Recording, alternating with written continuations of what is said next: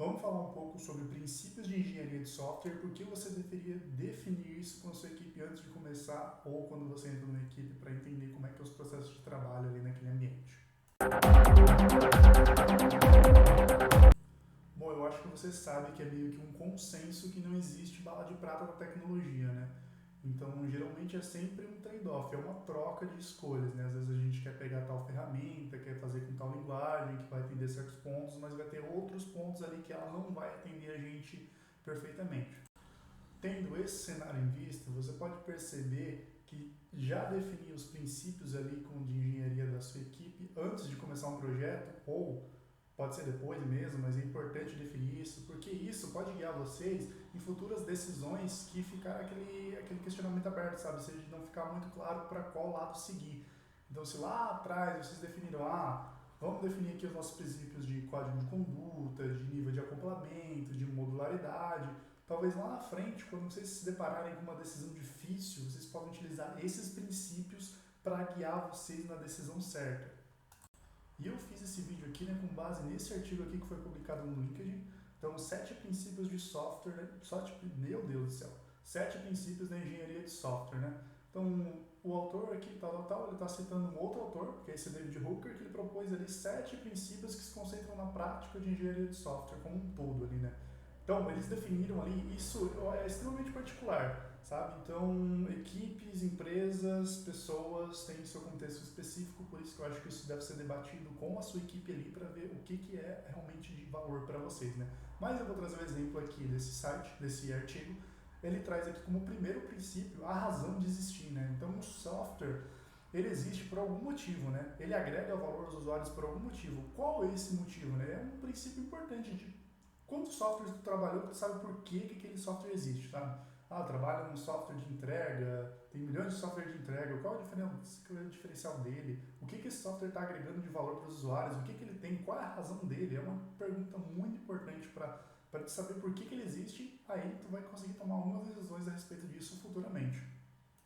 Agora, o segundo princípio aqui ele é muito mais de desenvolvimento, né? O famoso KISS, Keep It Simple and Stupid, ou seja, não complique.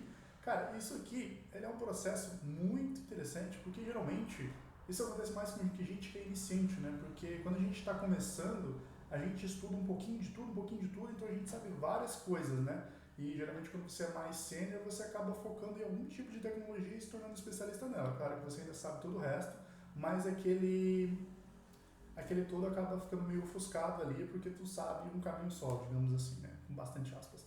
Então, voltando a falar das pessoas iniciantes, como elas geralmente sabem tudo, quando vão criar alguma coisa, inventam mil coisas, né? Vamos pegar isso aqui para fazer isso aqui para fazer isso aqui para fazer isso. Quando vê o software para fazer um negocinho simples e tal, uma saroca, né? Então, esse princípio eu acho extremamente útil, que mantenha isso simples, estúpido no caso para ser ridiculamente fácil, né? Então o projeto de software ele não é um processo casual, né? Existem muitos fatores para considerar para o trabalho e todo projeto deve ser o mais simples possível, mas não simplista, é importante, né? Interessante essa visão aqui dele. Eu não vou ler todos os tópicos desse artigo, eu vou deixar ele aqui na descrição para vocês darem uma olhada, mas eu só vou comentar sobre os que eu achei mais interessante, né, que é o primeiro, a razão de existir, é óbvio, é mais filosófico, né, mas faz muito sentido. O segundo, que é realmente muito útil, não só para princípio, mas para qualquer coisa que tu vai fazer, mantenha o mais simples possível, resolve o problema com o mínimo que tu conseguir. Se precisar, vai evoluindo com o tempo. É muito difícil um software começar de um jeito e terminar daquele jeito. Se terminar, né, geralmente software nem termina, né. Aí tem os outros aqui, né, o terceiro princípio, mantenha a visão, o quarto princípio, tal. Aí o quinto princípio, esteja aberto para o futuro, muito interessante, né? A gente sempre está de olho no futuro para ver como a gente pode agregar tecnologias novas, para agregar mais valor para o nosso usuário final, tal. Planeje com antecedência, visando a reutilização, isso aqui faz muito parte com o princípio 2 aqui, que é o do KISS, né? Então, tentar dividir nossa aplicação em módulos para a gente reutilizar e não ficar inventando moda, utilizar uma ferramenta consolidada no mercado, também ajuda muito esse processo. É um artigo bem interessante, tá? Se vocês tiverem interesse aí, eu recomendo muito dar uma lida. E o que eu tinha para falar é isso. Só mais um extra aqui que eu peguei também, eu estava dando uma olhada nos artigos da internet, que é os princípios da engenharia de software sustentável, né? Hoje a gente está com essa pegada de ser mais sustentável, né? Tem toda essa questão climática do planeta, essa parada de compensação de carbono e tal. Aqui tem os princípios aqui mais direto para um software de engenharia sustentável, né? Então tem todas as... É um curso da Microsoft gratuito, tá?